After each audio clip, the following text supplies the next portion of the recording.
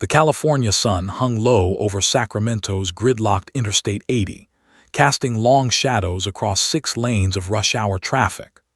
Officer James Martinez had been patrolling the same stretch of highway for the better part of a decade, and Tuesday afternoons had a particular rhythm to them. Predictable, mundane, occasionally punctuated by fender benders and road rage incidents that never quite escalated into anything worth remembering. He'd already written 4 citations that afternoon, 3 speeders and 1 driver who'd somehow thought texting through a school zone was a reasonable life choice. His shift ended in 90 minutes, and Martinez was already mentally planning his evening: leftover pizza, a Giants game on TV, and maybe finally fixing that leaky faucet his wife had been mentioning for 3 weeks. In the back of his patrol car, Rex shifted his weight, the German Shepherd's tags jingling softly against his vest. The dog had been Martinez's partner for 6 years, ever since the department had adopted him from a military working dog retirement program. Rex was professional, disciplined, almost mechanical in his precision. He detected over 200 drug seizures, tracked down 7 missing persons, and once cornered an armed robbery suspect in a warehouse without a single command needing to be issued. Martinez trusted the dog more than most humans he knew. That's why what happened next shattered every assumption Martinez had about routine traffic stops. The silver Honda Accord ahead of him had a broken right tail light, the plastic casing cracked, the bulb exposed and only partially illuminating. Martinez sighed, activated his light bar and gestured for the vehicle to pull over. Standard procedure. $75 fix-it ticket. 5 minutes, tops.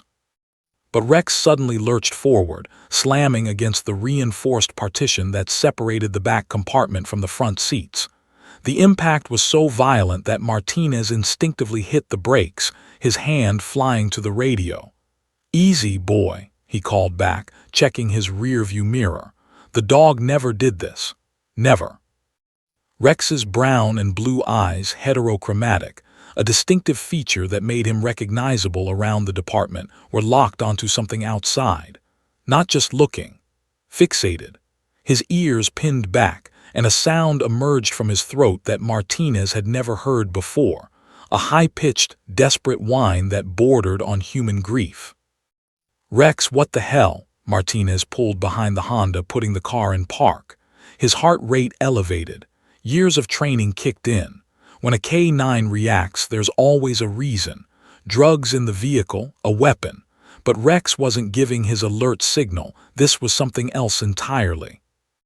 The dog began scratching at the partition, his claws scraping against metal with increasing urgency. Martinez's hand moved to his service weapon, thumb unsnapping the holster. The Honda's driver, a woman from what he could see, sat perfectly still, hands visible on the steering wheel. Compliant, non-threatening. So why was Rex losing his mind? Martinez keyed his radio. "Dispatch, this is Unit 47. Traffic stop at I-80 westbound, mile marker 92. Everything appears normal, but my K9 is exhibiting unusual behavior. Requesting backup as precautionary." "Copy that, 47. Unit 23 is 8 minutes out." 8 minutes felt like an eternity, with Rex's agitation escalating. The dog was now pawing frantically, whimpering, his muscular body trembling. Martinez had seen military working dogs with PTSD. Rex himself had nightmares sometimes, his legs twitching in sleep, soft barks escaping. But this was different. This was recognition. How could a dog recognize someone from inside a patrol car, before Martinez had even approached the vehicle? Martinez stepped out slowly, his eyes scanning for threats. The highway stretched in both directions, traffic crawling past with curious onlookers slowing to watch. The late afternoon heat hit him immediately, that dry Sacramento warmth that made uniforms stick to skin. His hand rested on his weapon as he approached the driver's side window.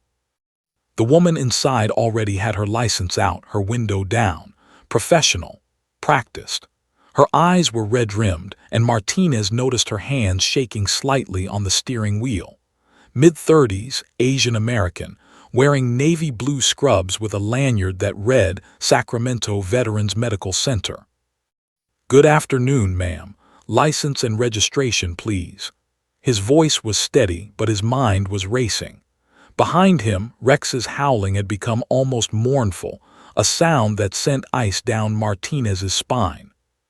The woman turned to hand him her license, and that's when her gaze drifted past Martinez to the patrol car behind him. Her face went absolutely white. The license slipped from her fingers, fluttering to the pavement. "Oh my God," she whispered, her voice cracking. "Oh my God, that's not possible." Martinez bent to retrieve the license, every nerve on high alert. Sarah Chen, age 34, Sacramento address. Nothing remarkable. No warrants, no red flags. Just a woman driving home from work with a broken tail light. Except she was staring at his patrol car like she'd seen a ghost. "Ma'am, are you all right? Do you need medical attention?" But Sarah Chen wasn't listening. She was focused entirely on Rex, who had gone absolutely silent, the sudden quiet somehow more disturbing than the noise. The dog's nose pressed against the window, his breath fogging the glass, his eyes locked onto the woman in the Honda. And then Sarah Chen did something that would change everything. She leaned out her window, tears streaming down her face, and called out in perfect German, "Blitz, bei Fuss, Blabe." The reaction was instantaneous. Rex exploded into motion, slamming against the partition so hard that the entire patrol car rocked. He barked, not his trained, alert bark, but something wild, desperate, almost joyful. His tail whipped back and forth with such force that Martinez could hear it hammering against the metal interior. Martinez's hand went to his weapon. "Ma'am, I need you to step out of the vehicle. Now, hands where I can see them." But Sarah was already opening her door, her movements slow and dreamlike. She stood on shaking legs, ignoring Martinez's commands entirely, her eyes never leaving Rex. "That's my brother's dog," she said, her voice barely above a whisper. "That's Blitz. They told us he died 3 years ago in Afghanistan." Martinez felt the ground shift beneath his feet. Rex's adoption papers said he'd come from a military retirement program. 18 months ago. No handler information. No previous history beyond injured in service, medically retired. "Ma'am, this dog's name is Rex. I've had him for—" "Look at his left ear," Sarah interrupted, pointing with a trembling hand. "Lightning bolt scar. Brown left eye, blue right eye. White marking on his chest shaped like a star. My brother sent me 100 photos of that dog. That's Blitz. That's my dead brother's partner." Martinez looked. The scar was there. The eyes, the marking, all distinctive features that appeared in no official records. Behind him, 8 minutes away, backup was approaching. But Martinez had a sinking feeling that backup wouldn't help with what was unfolding here. This wasn't a traffic stop anymore. This was something impossible. Martinez's training screamed at him to maintain control of the situation, but every protocol he'd memorized over 15 years of police work seemed suddenly irrelevant. The woman standing before him, Sarah Chen, according to the license still clutched in his hand, wasn't acting like a threat. She was acting like someone who'd just seen the dead rise. "Ma'am, I need you to calm down and explain." "Open the door," Sarah said, her voice stronger now, cutting through his attempt at authority. "Open the door and let me see him. Please, I'm begging you." Rex's barking had devolved into a series of sharp, frantic yelps punctuated by that same heartbroken whining. The dog was destroying himself against the partition, his claws leaving scratch marks on metal that had remained pristine for 6 years. Martinez had never, not once, seen his partner lose control like this. "That's not how this works," Martinez said, but his voice lacked conviction. His mind was racing through possibilities, each more unsettling than the last. Mistaken identity. Dogs could look similar. But those specific markings, the heterochromatic eyes, the scar pattern, What were the odds? Sarah pulled her phone from her pocket with shaking hands, nearly dropping it twice before managing to swipe it unlocked. Look, just look at this before you arrest me or whatever you're planning to do. Martinez took the phone, and his world tilted on its axis. The photo showed a young man in Marine combat fatigues, kneeling in desert sand, his arm wrapped around a German Shepherd that could have been Rex's twin. Except it wasn't a twin. Martinez knew every line of his partner's face, every scar, every distinctive marking. The dog in the photo was identical, down to the last detail. Sarah swiped to the next photo. Another one, then another, dozens of them. The Marine and the dog at a forward operating base. The dog wearing a tactical vest with Blitz stenciled across it. The Marine's face young, smiling, alive. In one photo, someone had captured the dog mid-jump, catching a training ball, his mismatched eyes bright with intelligence and joy. His name was Marcus Chen, Sarah said, her voice breaking. Staff Sergeant, 2nd Battalion, 7th Marines. He was killed 3 years ago, February 14, 2022, Valentine's Day, the worst day of my entire life. Martinez felt sick. He looked up from the phone to Sarah's face, seeing the grief etched into every line, the permanent shadows under her eyes that spoke of sleepless nights and unanswered questions. They told us Blitz died with him, Sarah continued, words tumbling out faster now. The notification officer came to our parents' house. He said there was an IED, that Marcus and his K9 partner were both killed instantly. We held a memorial service. My mom kept one of Marcus's dog tags and one of Blitz's. We scattered what they said were Blitz's ashes at the beach where Marcus proposed to his fiancée. We mourned them both. There has to be some mistake, Martinez said, but he was scrolling through more photos, and with each one his certainty crumbled. Rex's distinctive star-shaped chest marking was in every single image. That lightning bolt scar. Those eyes. Behind them, Rex had gone silent again, but Martinez could see him in the rearview mirror, pressed against the window, his entire body quivering. When did you say you got him? Sarah asked. 18 months ago. The department adopted him from a military working dog retirement program. He came from. Martinez pulled his own phone out, accessing the email chain that he'd saved from Rex's adoption. Fort Benning. Medical retirement due to combat-related injuries. No handler information available due to classified circumstances. Classified, Sarah repeated bitterly. They classified their mistake. They told my family our dog was dead, then gave him away to a police department. Traffic continued to crawl past them on the highway, and Martinez was suddenly, acutely aware that they were standing on the shoulder of a busy interstate, having a conversation that defied everything he thought he understood about military protocol and the dog he'd trusted with his life for 6 years. His radio crackled. Unit 47, this is Unit 23, we're 3 minutes out, advise on situation status. Martinez grabbed the radio. Unit 23, stand down, false alarm, situation is under control. The lie tasted bitter, but he didn't know what else to say. Code 4, I'll follow up at the station. Copy that, 47. Sarah was crying now, silent tears streaming down her face. Can I please see him? I know this is insane. I know I sound crazy, but that's my brother's dog. That's the last piece of Marcus I have left in this world. Every regulation said no. She was a civilian. Rex was department property, a sworn officer with specialized training. Martinez should escort her back to her vehicle, issue the fix-it ticket, and send her on her way with a promise to look into her claims through proper channels. Instead, he heard himself say, "Stay here, don't move." He walked back to the patrol car, his legs moving on autopilot while his mind struggled to process the impossible. Rex's eyes tracked him through the window, but for the first time ever, the dog wasn't focused on his handler. He was looking past Martinez to the woman standing by the Honda. Martinez opened the rear door. Rex exploded out like he'd been shot from a cannon. But he wasn't running away, he was running toward.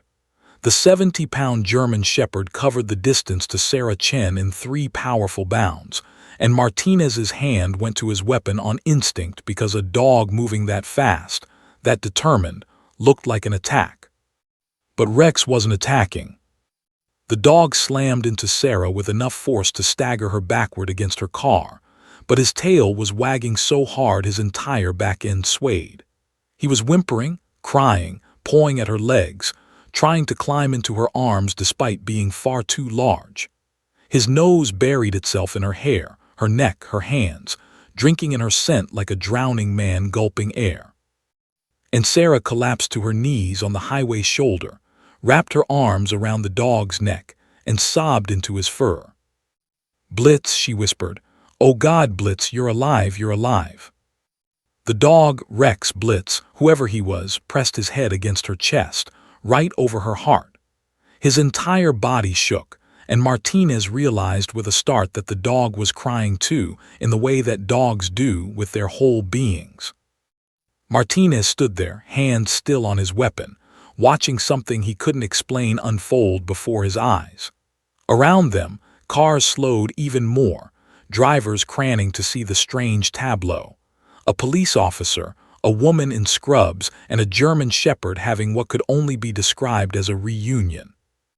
Sarah looked up at Martinez, her face wet with tears, her hands buried in Blitz's fur. "How?" she asked. "How is this possible? They told us he was dead."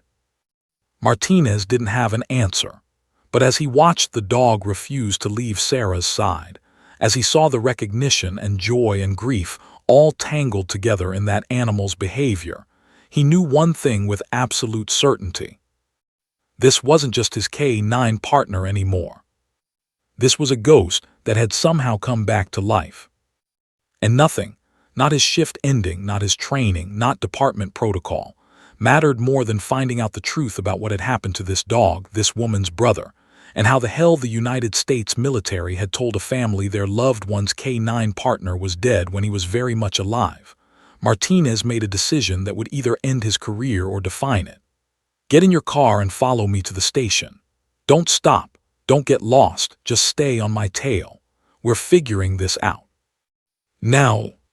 Sarah nodded, unable to speak, still clinging to Blitz like he might vanish if she let go. The dog refused to leave her side, pressing against her legs, his eyes never leaving her face.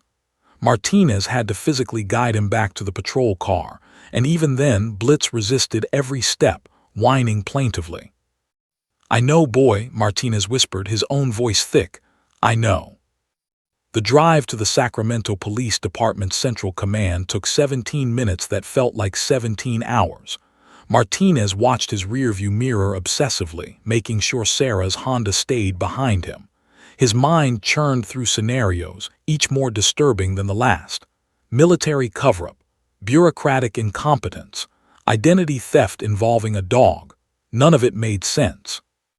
Blitz, he couldn't think of him as Rex anymore, remained eerily silent in the back, his nose pressed to the window facing Sarah's car.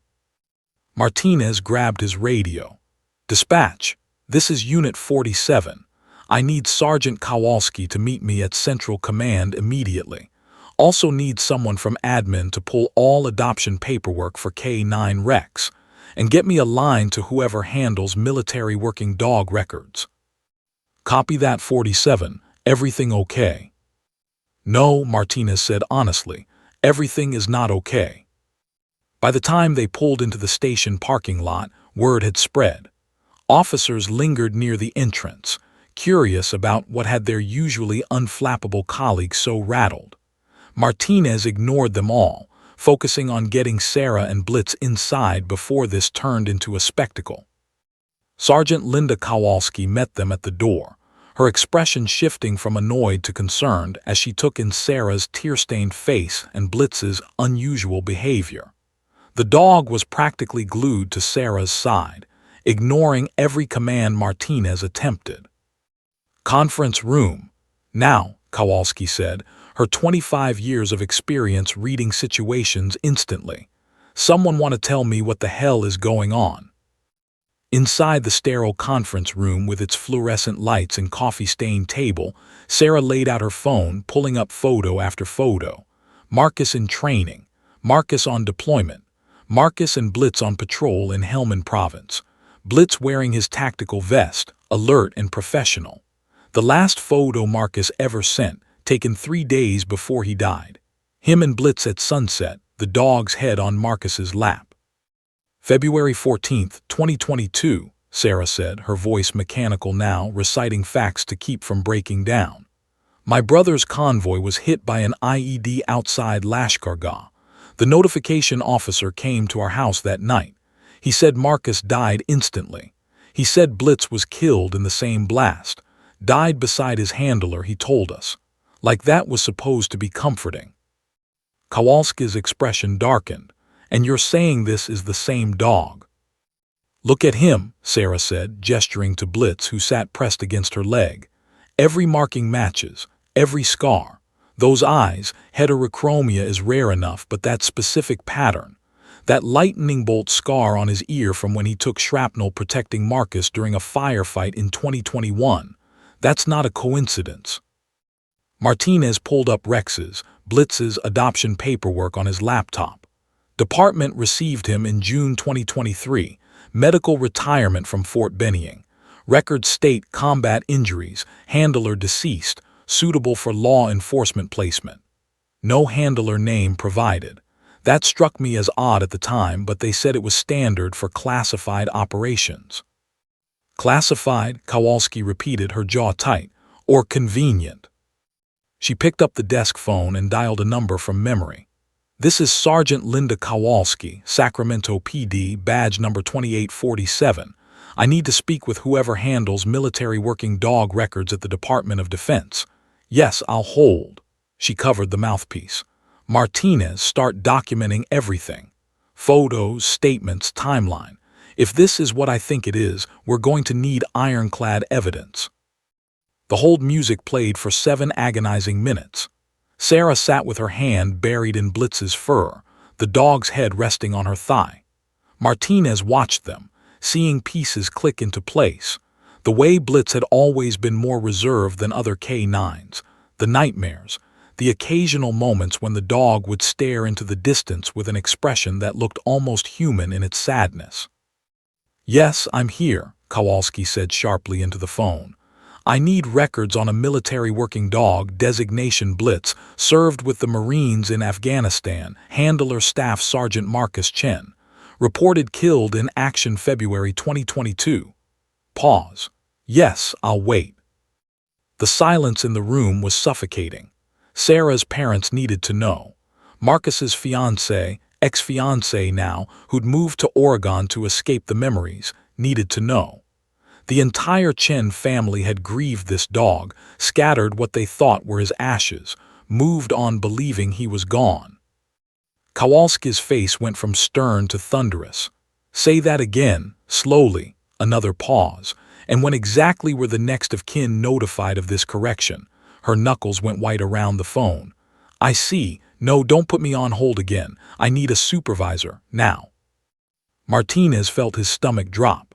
The look on Kowalski's face promised that someone somewhere had made a catastrophic mistake. The dog didn't die, Kowalski said flatly, hanging up the phone. Blitz was critically wounded in the same attack that killed Staff Sergeant Chen. He was medevaced to Landstuhl Regional Medical Center in Germany.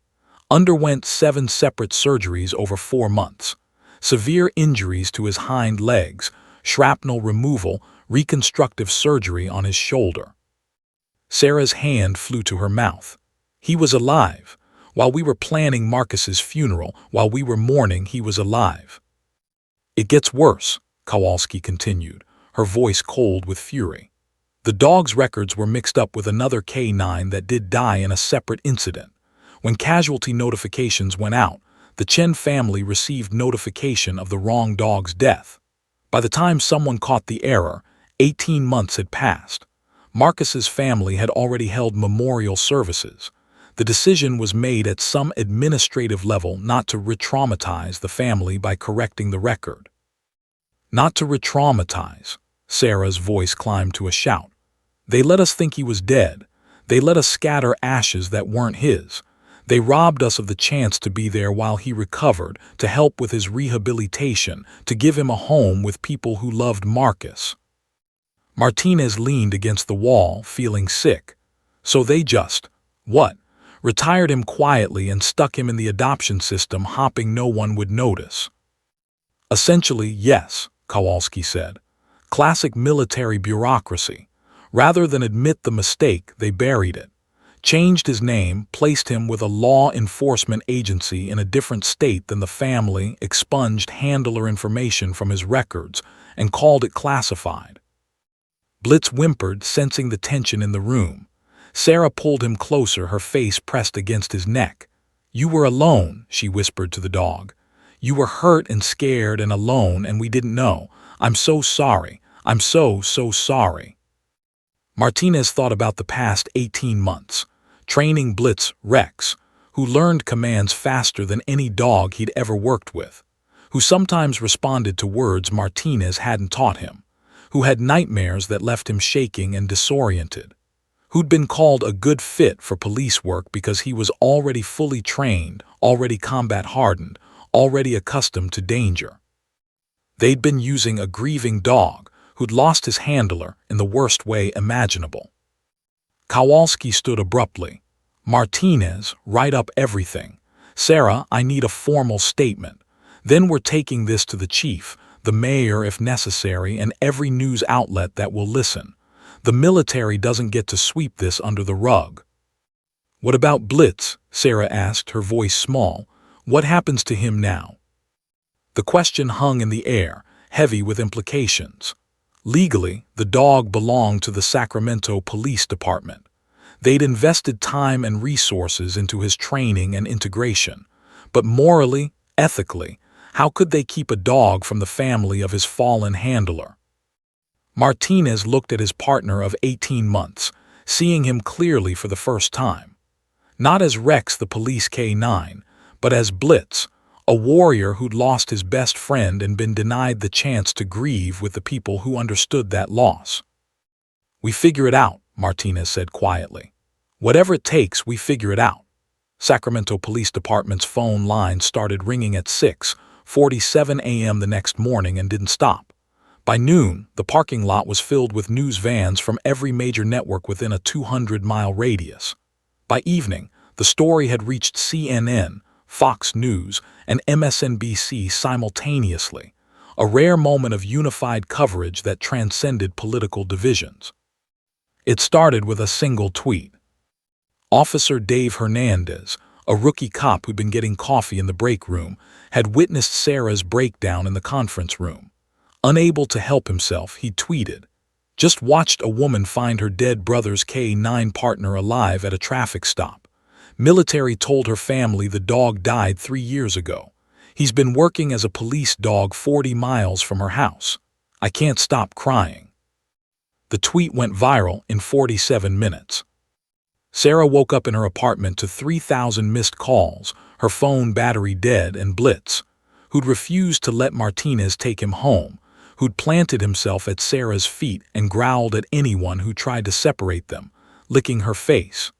She'd fallen asleep on the couch, emotionally exhausted, with the dog's weight pressed against her like an anchor.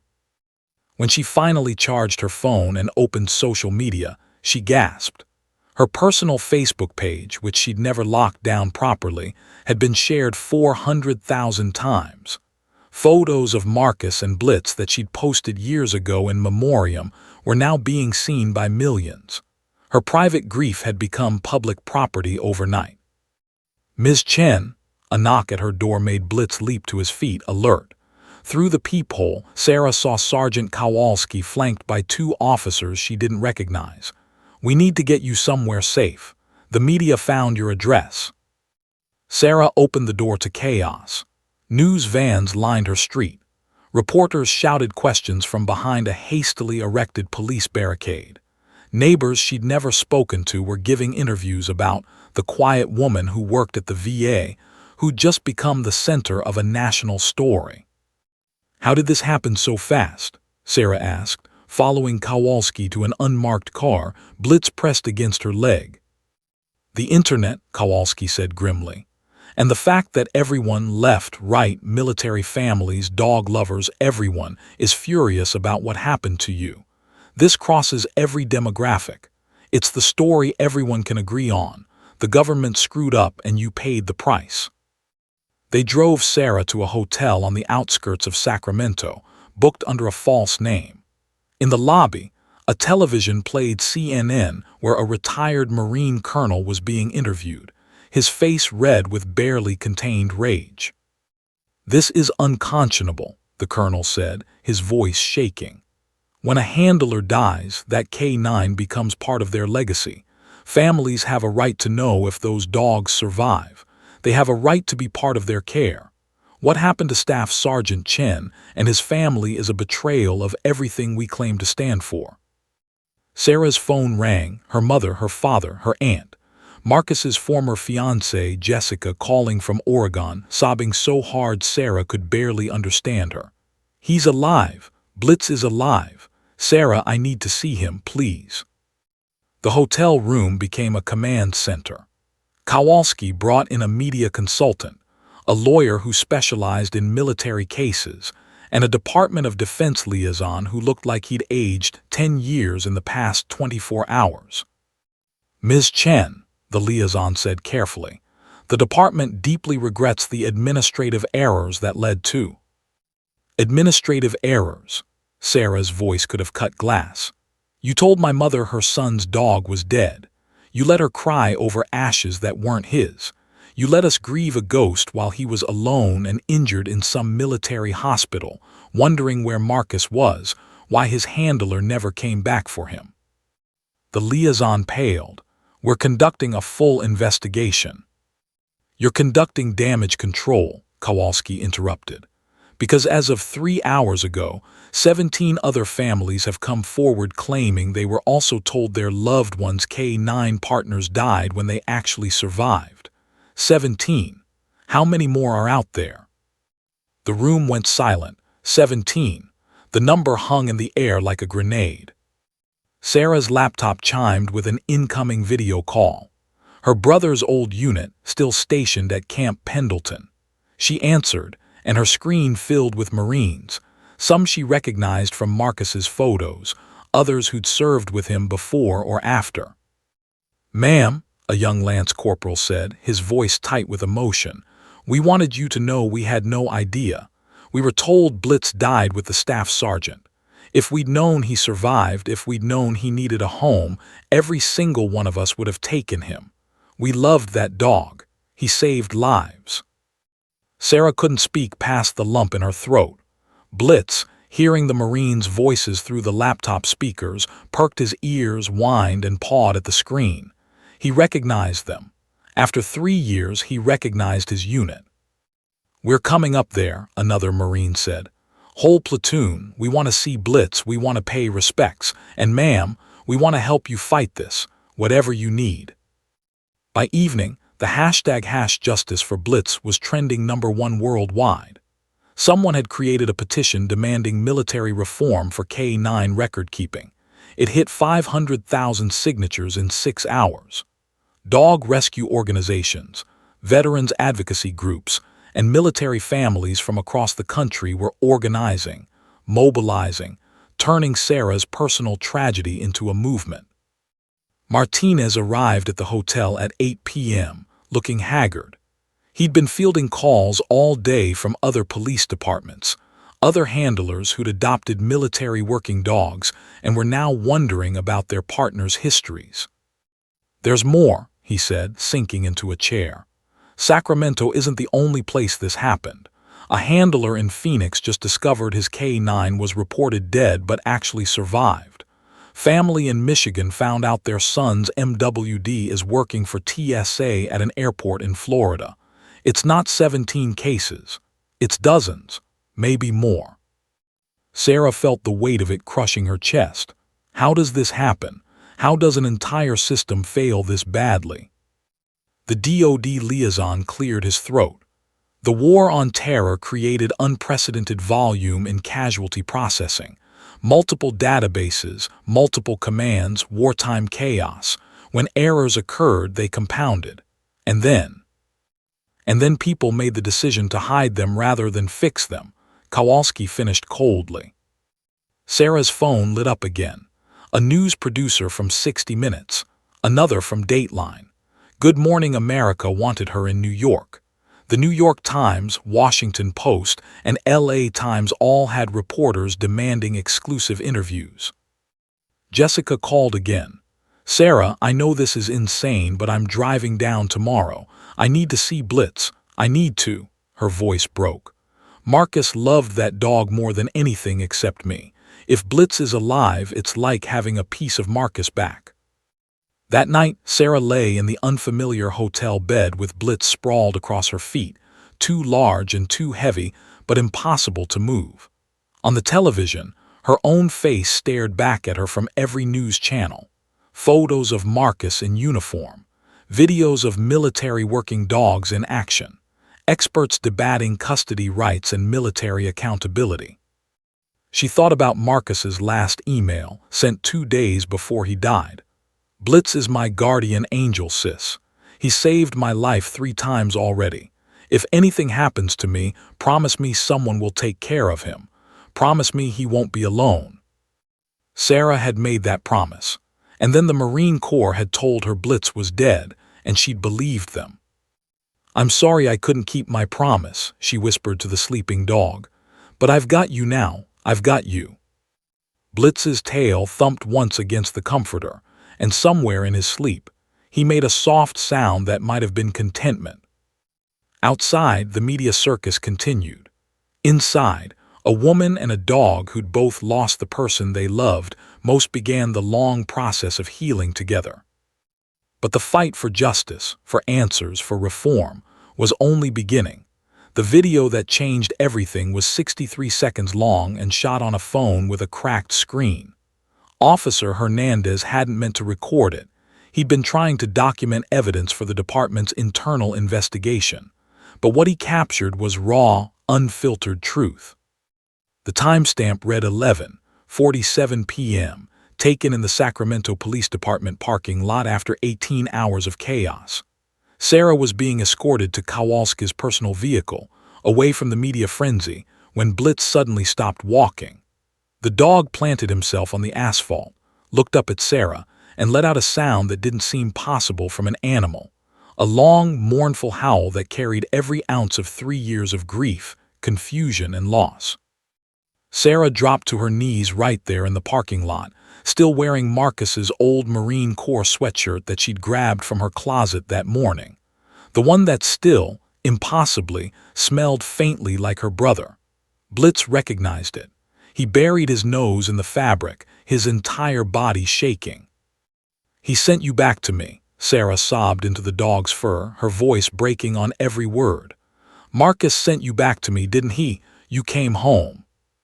Blitz collapsed into her arms, this 70-pound warrior reduced to a trembling, crying animal who'd finally found a piece of the person he'd lost. His paws wrapped around Sarah's shoulders in an embrace that looked heartbreakingly human. They stayed like that, locked together, as if letting go would shatter them both. Hernandez posted the video to TikTok at 11:52 p.m. with a simple caption, "A hero came home." By 6:00 a.m., it had 10 million views. By noon, 50 million. By evening, it was the most viewed video on every social platform simultaneously, a record that digital analysts said might never be broken. The video hit something primal in the American consciousness. It transcended political divisions, demographic boundaries, generational gaps. Conservative pundits and progressive activists shared it with identical commentary. This is wrong. This cannot stand. Military families watched it and wept. Dog lovers watched it and raged. Veterans watched it and recognized their own losses reflected in Sarah's grief. The White House press secretary was asked about it during the daily briefing. The president has been made aware of Staff Sergeant Chen's story and has ordered a comprehensive review of military working dog casualty protocols. We owe our military families better than this. But it was the response from ordinary Americans that truly staggered everyone. Sarah's GoFundMe, created by a stranger in Iowa she'd never met, was meant to help with legal fees. It raised $2.3 million in 48 hours before Sarah begged them to close it and redirect funds to military working dog charities. The server crashed 3 times from traffic. Letters arrived at the hotel by the hundreds, then thousands.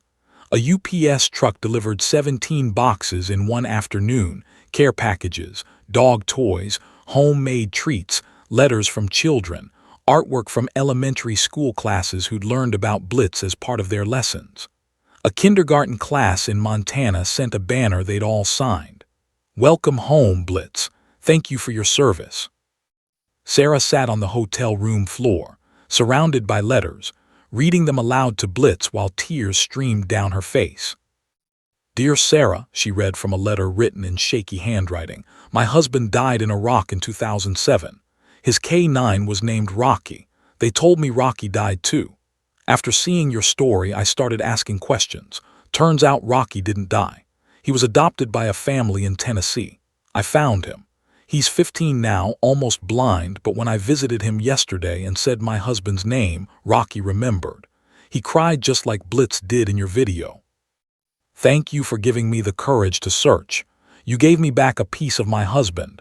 Sincerely, Margaret Patterson." Sarah couldn't finish reading. She pressed the letter to her chest and wept while Blitz licked her tears away. The hotel phone rang constantly. Oprah's producers, Ellen DeGeneres' team, the Today Show wanted her for an entire week. 60 Minutes offered an hour-long special, but it was the call from General Robert Martinez, no relation to Officer Martinez, that changed the trajectory of everything. "Ms. Chen," the 3-star general said, his voice heavy with an authority that made Sarah sit up straighter, "I served with your brother in my previous command. I remember Blitz. I was there when Marcus first met him. What happened to you and your family is inexcusable, and I'm calling to tell you that I'm personally overseeing the investigation into every single case of MWD misreporting." "How many are there?" Sarah asked, dreading the answer.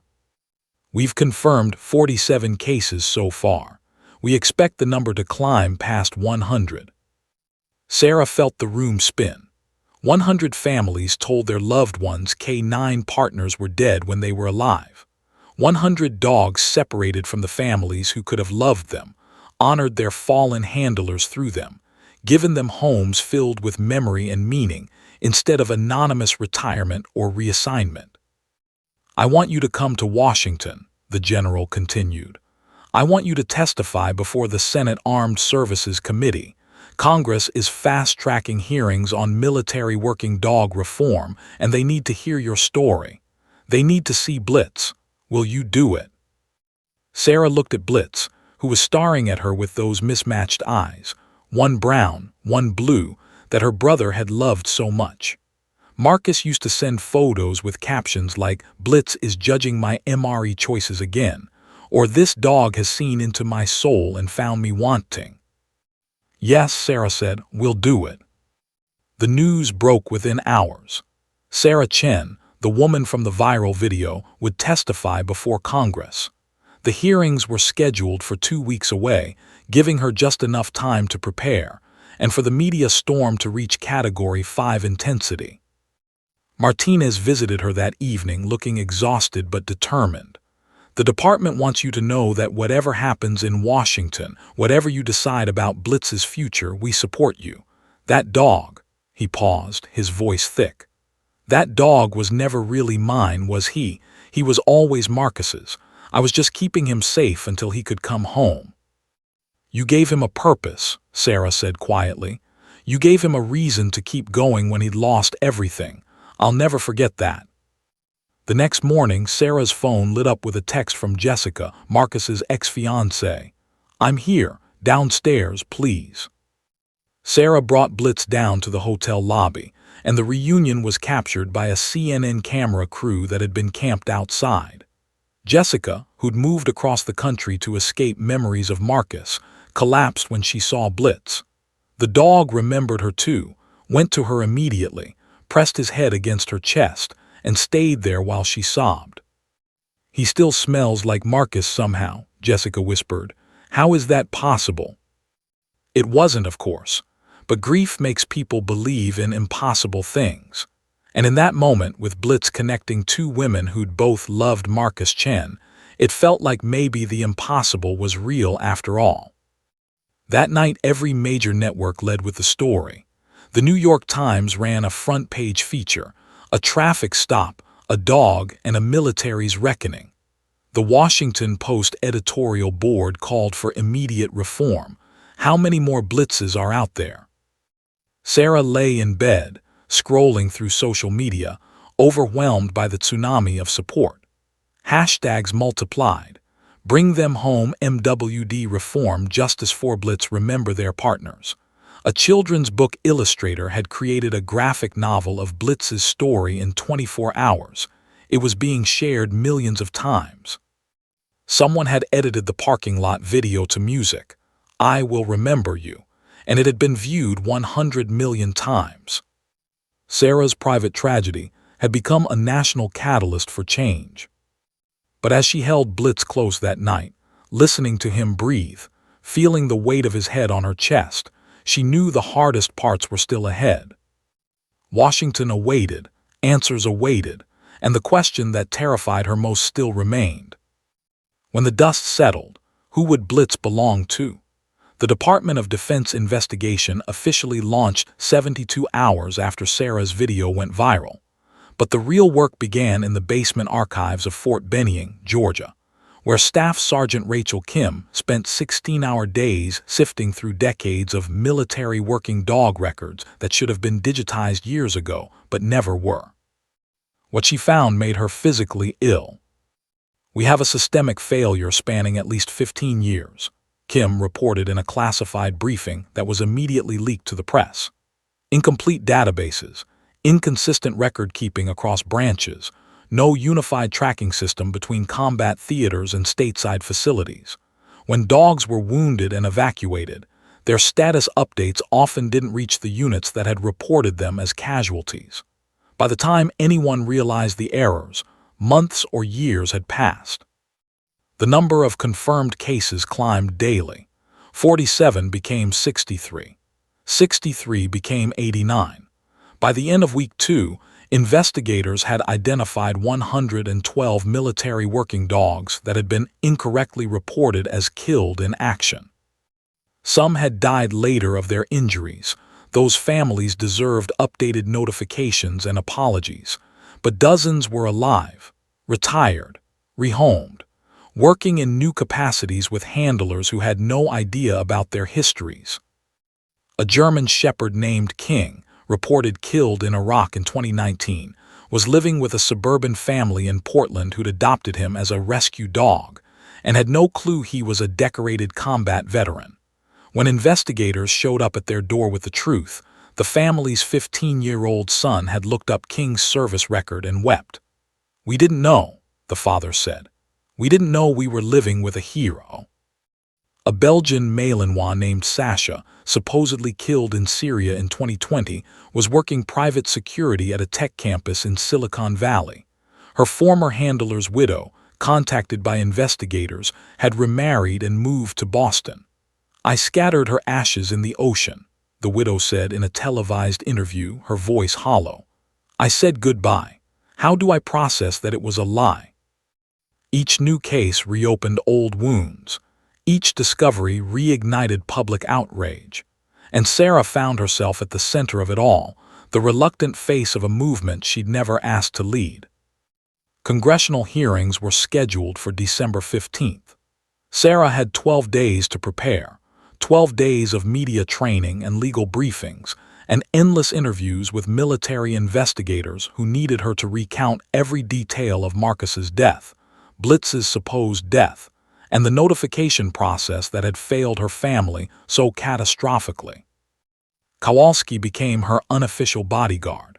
Martinez coordinated with military police to ensure Blitz's safety.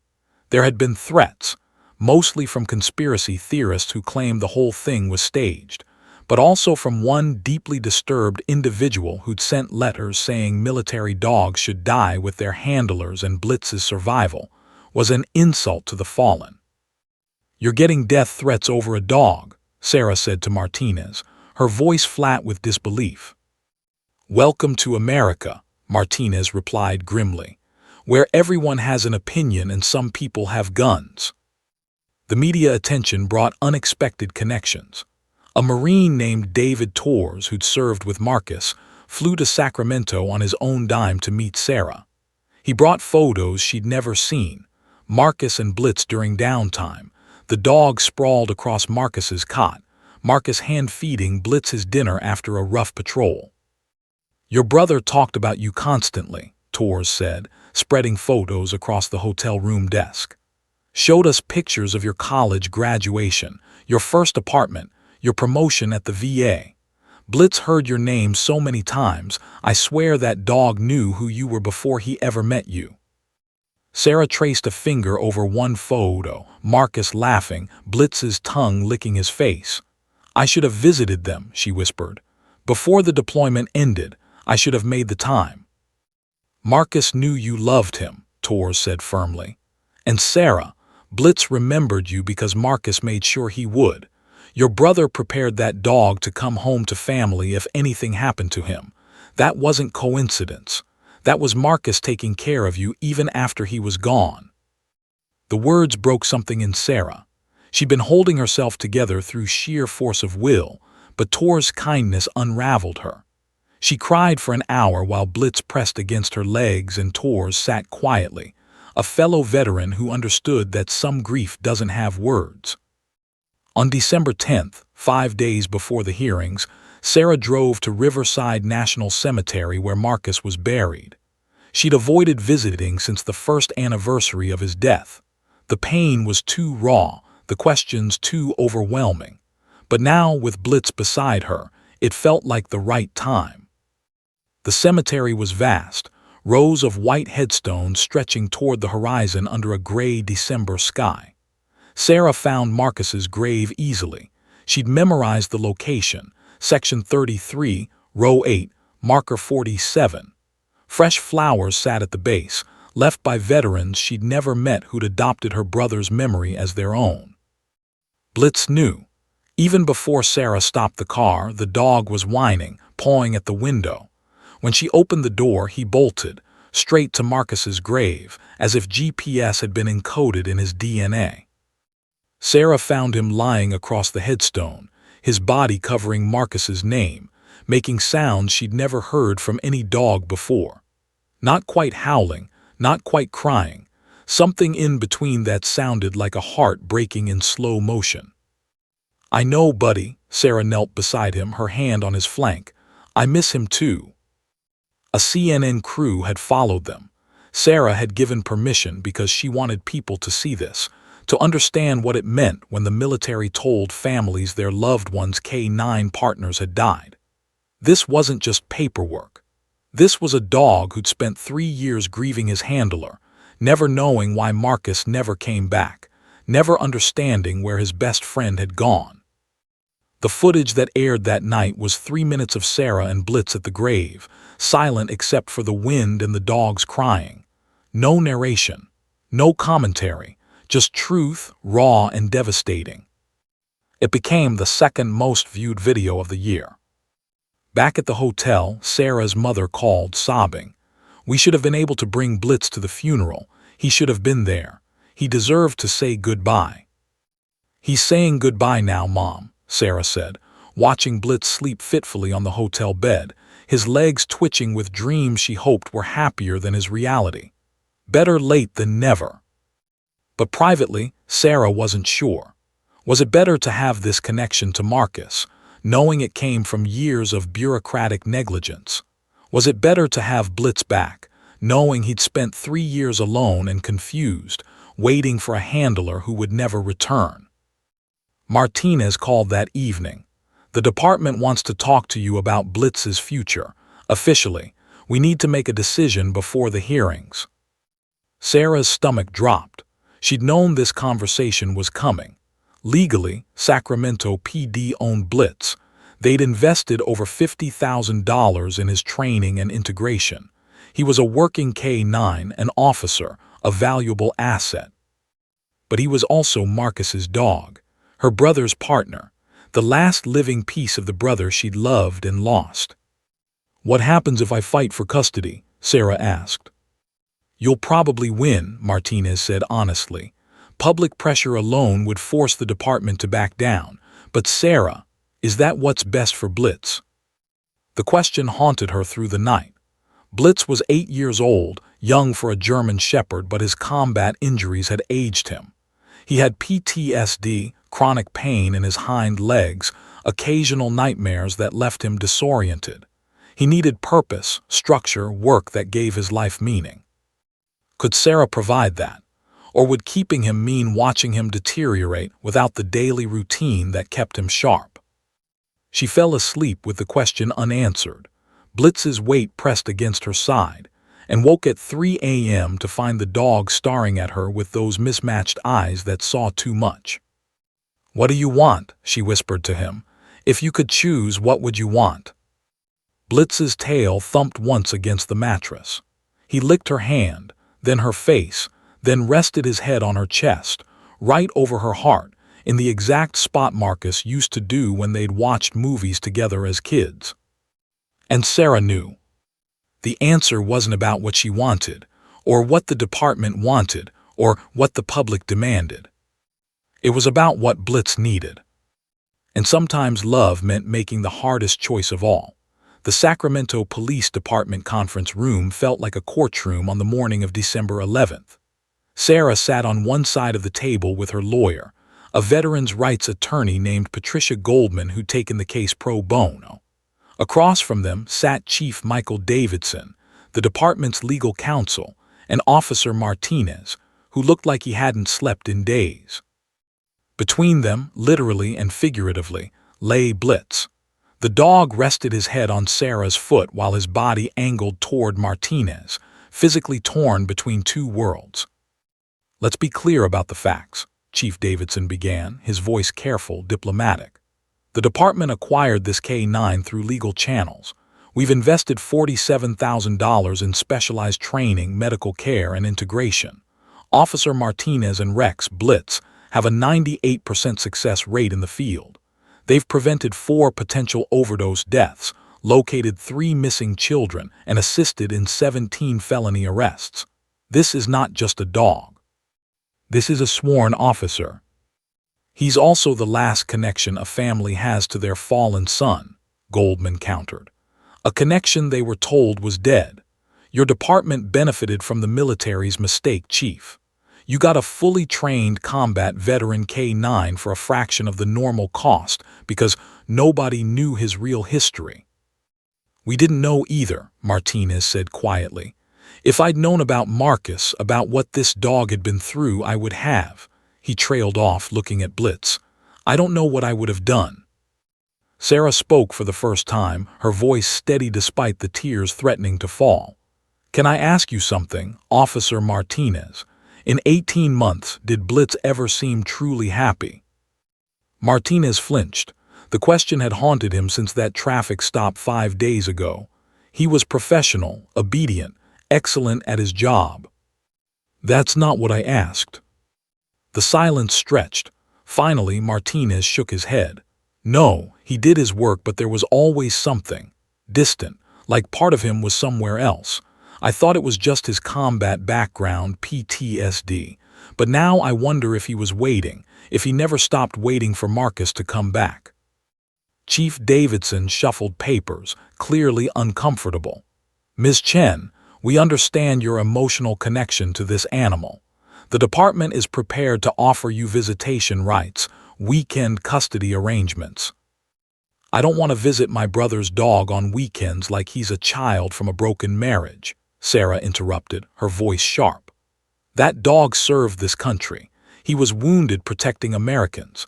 He lost his handler, his best friend, and then spent 3 years not understanding why Marcus never came back for him. Doesn't he deserve to be with people who knew Marcus, who can help him understand?" Dogs don't understand explanations, the legal counsel said. Don't they? Sarah pulled out her phone, showing a video she'd recorded the night before. In it, Blitz lay beside her while she scrolled through photos of Marcus talking to the dog about her brother. This is from training. Marcus loved this exercise. Remember, Blitz, Marcus said you were so smart.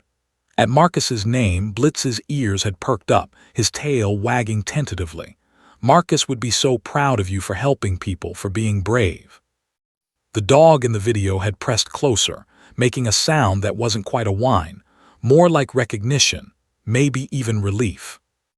Martinez watched the video with something like pain crossing his face. I never said Marcus's name to him. I didn't know to. Exactly, Sarah said. For 3 years, nobody spoke to him about the person he loved most. Nobody helped him process his grief. You gave him work, purpose, structure, and I'm grateful for that. But you couldn't give him closure because you didn't know he needed it. The lawyer cleared his throat. The publicity around this case creates additional considerations. If the department retains the dog against the family's wishes, the backlash. I don't want to win because of public pressure, Sarah interrupted.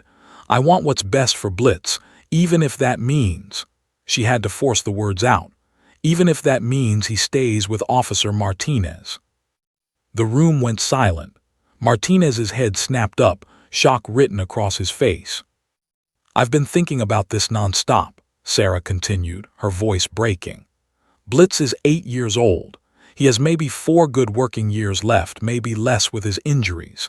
He's trained, disciplined, he knows his job. Taking him away from that, forcing him to retire into civilian life, would that help him or hurt him? Goldman touched Sarah's arm. Sarah, you don't have to.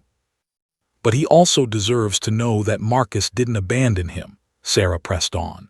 He deserves to be part of our family, to come to family dinners, to hear stories about his handler, to understand that he's loved not just as a working dog but as Marcus's partner, as our family. Chief Davidson leaned forward. What exactly are you proposing? Sarah took a deep breath. This was the idea that had kept her awake for 2 nights, the compromise that terrified her because it was so unconventional, so unprecedented, so likely to fail. But it was also the only solution that honored everyone, Marcus, Blitz, Martinez, and the department. I want to become a K-9 handler, Sarah said. The room erupted. Goldman objected. Martinez looked stunned. The chief started to refuse, but Sarah raised her voice over them all. Listen to me. I'm 34 years old, physically fit. I work with veterans with PTSD. I understand trauma. I'll complete your academy training. I'll become a volunteer handler, the first in Sacramento PD's history. Blitz can keep working, keep his purpose and structure, but he comes home to me, to Marcus's family. He works his shifts with me, and in his off hours, he's surrounded by people who knew his handler, who can talk to him about Marcus, who can give him what he's been missing. You can't just become a police handler, the legal counsel sputtered. The training alone takes 6 months, the certification process. Then I'll do it, Sarah said firmly. I'll take a leave of absence from the VA. I'll do whatever it takes. Officer Martinez can supervise my training. Blitz already responds to me. You've seen it. We have a foundation to build on. Martinez was staring at her like he'd never seen her before. You do that, completely upend your life. My brother gave his life for this country, Sarah said quietly. 6 months of my life to make sure his partner is taken care of. That's not a sacrifice. That's an honor. Chief Davidson sat back, his expression unreadable. This is completely irregular. We've never had a civilian volunteer handler. The insurance liability alone would be offset by the positive publicity of working with a fallen Marine's family. Goldman interjected smoothly. Chief, you've seen the public response to this story. If Sacramento PD creates a program that allows Sarah to work with Blitz, you're not just doing the right thing. You're pioneering a new model for how military working dogs can transition to civilian service while maintaining family connections. It would take approval from the city council, the police commission. Then let's get their approval, Sarah said. I'm testifying before Congress in 4 days. I can tell them that Sacramento is leading the way on MWD family integration, or I can tell them that bureaucracy won in the end. Your choice. It was a gamble, using her platform as leverage. But Sarah was done being passive, done letting institutions make decisions about her family without her input. Martinez looked at Blitz, then at Sarah, then back at the chief. Sir, I think we should consider this seriously. Sarah's right, Blitz responds to her in ways he never responded to me, and if she's willing to put in the work, he paused. I've worked with a lot of handlers. Most of them do it for the job. Sarah would do it for love, that matters. Chief Davidson was quiet for a long moment. Finally, he nodded slowly. I'll take it to the commission. No promises, but Ms. Chen, if we do this, if we create this position for you, you understand the commitment. Early mornings, physical demands, potential danger. I understand, Sarah said, and I'm ready. The meeting ended without resolution, but with possibility hanging in the air. As they left the conference room, Martinez caught Sarah's arm. Thank you, he said simply, for not forcing me to choose between my duty and doing what's right, for finding a third option. Sarah managed a smile. That's what Marcus always did. Found creative solutions when everyone else saw only 2 bad choices. 4 days until Congress. 4 days to find out if her compromise would be accepted or rejected. 4 days to prepare for the testimony that would determine not just Blitz's future, but potentially change how America treated all military working dogs. Sarah went back to the hotel with Blitz at her side and started researching K-9 handler training programs. If she was going to do this, she was going to do it right. For Marcus, for Blitz, for every military family who'd ever lost both a service member and the K-9 partner who should have come home. The Senate Armed Services Committee hearing room was intimidating. Mahogany panels, American flags, senators seated in elevated chairs like judges. Sarah Chen sat at the witness table with Blitz lying beside her, the dog wearing a custom vest that read MWD Blitz, USMC, in memory of SSGT Marcus Chen. December 15, 2025. The hearing was being live-streamed to millions. Senator Patricia Morrison from California leaned forward, her voice gentle. Ms. Chen, thank you for your courage in coming here today. Can you tell us, in your own words, what happened when you discovered your brother's K-9 partner was alive? Sarah's prepared statement sat before her, carefully crafted by lawyers and media consultants. She ignored it entirely. I thought I knew what grief was, she began, her voice steady. When Marcus died, I thought I'd lost everything. Then they told us Blitz had died with him, and somehow that made it worse. Like Marcus's last moments had been erased, his partner gone, no witness to his sacrifice. We mourned them both. We scattered ashes that weren't Blitz's.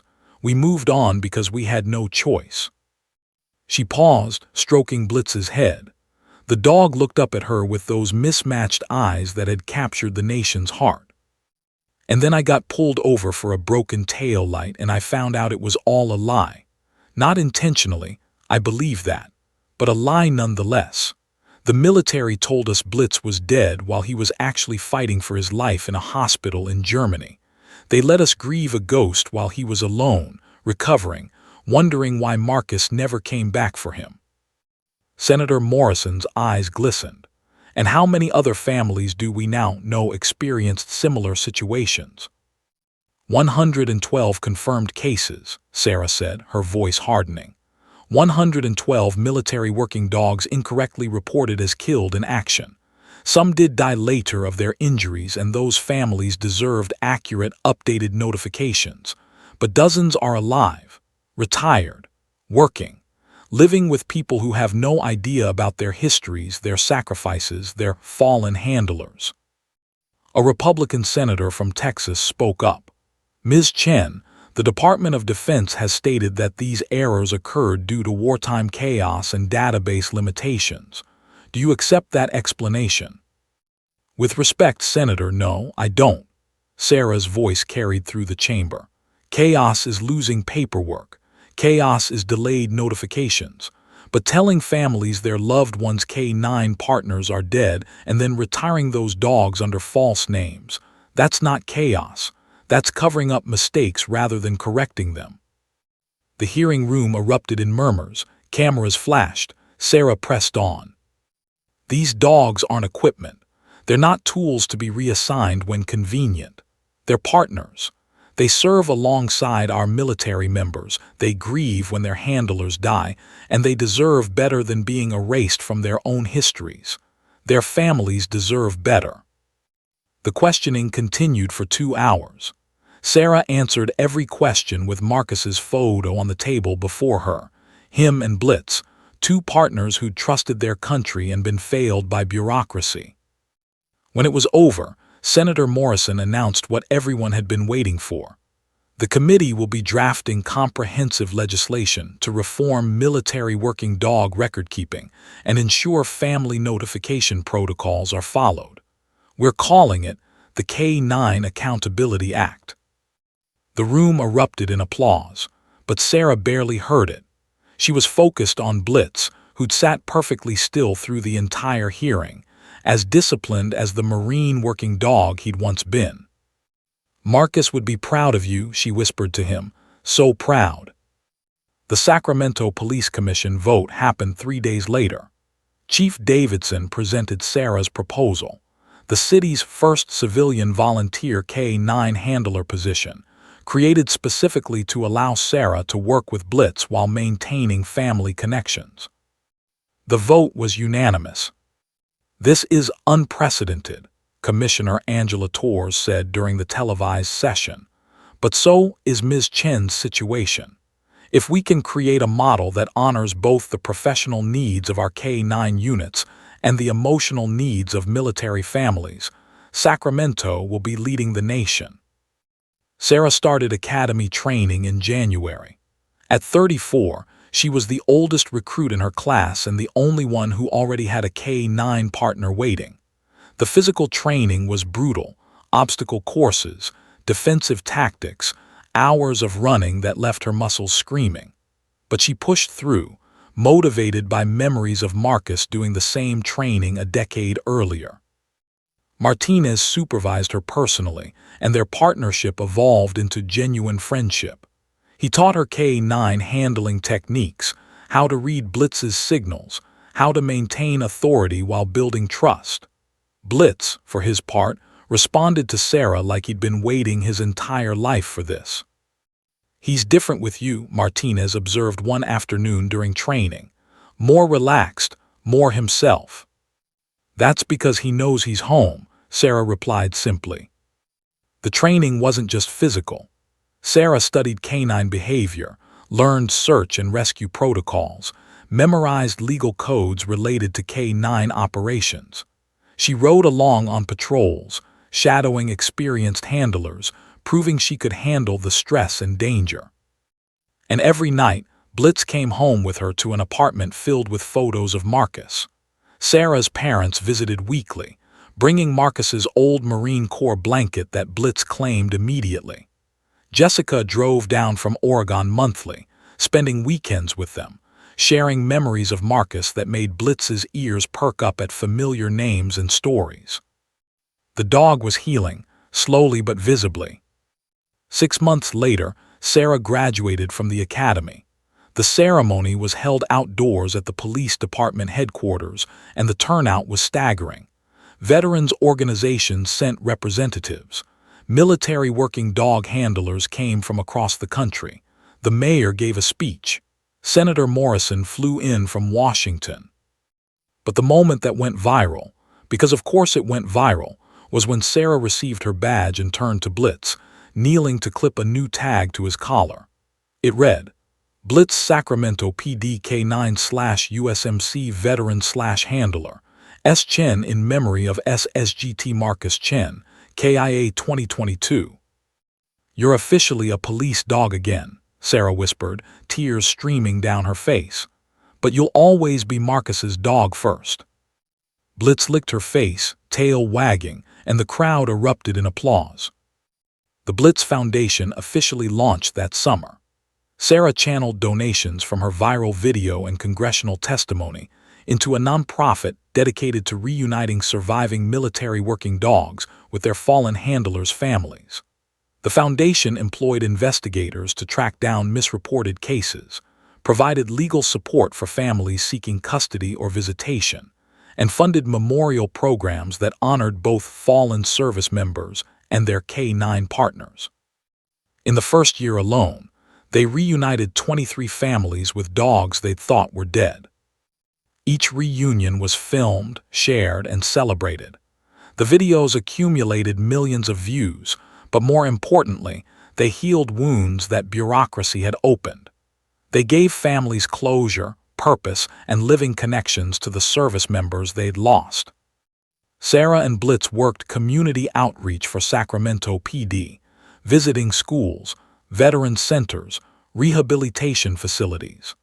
They demonstrated K-9 capabilities while Sarah shared Marcus's story, ensuring that her brother's sacrifice was never forgotten. But she also did regular patrol work, responding to calls, conducting searches, proving that a fallen Marine sister and his K-9 partner could serve their community while honoring his memory. February 14, 2026, 4 years since Marcus's death, 1 year since the traffic stop that changed everything. Sarah and Blitz stood at Arlington National Cemetery, where Marcus had been reburied with full military honors. The original headstone had been replaced with one that included an engraving, "Beloved brother, devoted handler and Blitz's best friend." Dozens of people surrounded them: Sarah's parents, Jessica, Martinez, veterans from Marcus's unit, families from the Blitz Foundation who'd been reunited with their own dogs. It was a memorial, yes, but also a celebration. "Marcus should have been here to see all this," Sarah's mother said, her hand resting on the headstone. "He would have been so proud." "He is here," Sarah replied, watching Blitz lie across the grave in that position he always took, protective even in death. "Every time Blitz helps someone, every time we reunite a family with their dog, every time the foundation makes a difference, Marcus is here." A Marine honor guard played taps as the sun set over the cemetery. When the final note faded, Blitz lifted his head and howled, not in grief anymore, but in tribute. A warrior's salute to his fallen handler. Sarah knelt beside the dog, her hand on his flank, and spoke words she'd practiced for weeks. "Marcus, your partner, came home. He's safe, he's loved, and he's still serving. You'd be so proud of him, we all are. And we promise, that no family will ever have to go through what we did." Blitz made sure of that. As they walked back through the cemetery, Martinez fell into step beside them. "You know what the best part is," he said. "Blitz doesn't just remember Marcus anymore. He's making new memories, happy ones." Sarah watched the dog trot ahead, tail wagging, pausing to accept pets from visiting families who recognized him from the news. Martinez was right. Blitz had been given something rare, a second chance at purpose, at family, at healing. They all had. A chance traffic stop had revealed a living ghost and exposed a broken system. But from that brokenness had come reform, reunion, and redemption. The K-9 Accountability Act was now law. The Blitz Foundation continued growing. And one dog, one remarkable, resilient, faithful dog, had become a symbol of hope for military families across America. Sarah loaded Blitz into her patrol car that evening, preparing for their shift. The radio crackled with calls. The city needed them, and they were ready. "Let's go to work, partner," Sarah said, adjusting Blitz's vest. The dog barked once, sharp, confident, purposeful. And together, they drove into the Sacramento night, carrying Marcus's memory forward with every call they answered, every life they touched, every moment they proved that love transcends even loss, and bonds forged in service never truly die. They just come home in unexpected ways. The end.